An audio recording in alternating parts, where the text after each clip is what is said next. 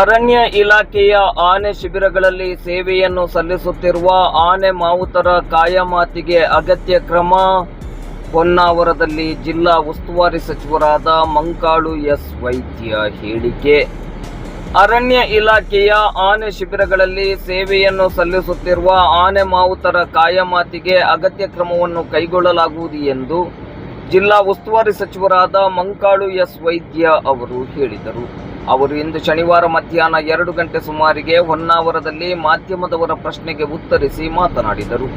ಆನೆ ಮಾವುತರ ಬಗ್ಗೆ ವಿಶೇಷವಾದ ಕಾಳಜಿ ಇರುವುದರಿಂದ ಅವರ ಕಾಯಮಾತಿಗೆ ಅಗತ್ಯ ಕ್ರಮವನ್ನು ಕೈಗೊಳ್ಳುವುದಾಗಿ ತಿಳಿಸಿದರು.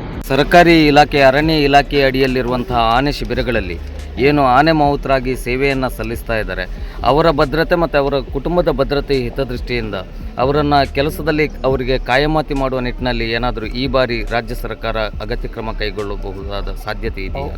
ಅವರಿಗೆ ಭದ್ರತೆ ಇದೆ, ಕಾಯಂ ಮಾಡಬೇಕು ಅಂದೇಳಿ ನಮ್ಮದು ಇದಿದೆ, ಮಾಡಲೇಬೇಕು ಅಂದೇಳಿ.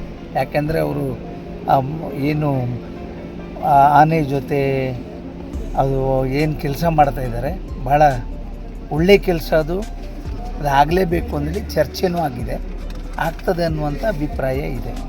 ಮತ್ತು ಸ್ವಲ್ಪ ವ್ಯತ್ಯಾಸ ಇರ್ತದೆ, ಮಾಡುವಾಗ ಮಾನದಂಡ ಎಲ್ಲ ಬಂದು ಸ್ವಲ್ಪ ತೊಡಕಾಗ್ತಾಯಿದೆ, ಅದಾಗ್ತದೆ. ಭದ್ರತೆ ಇದೆ.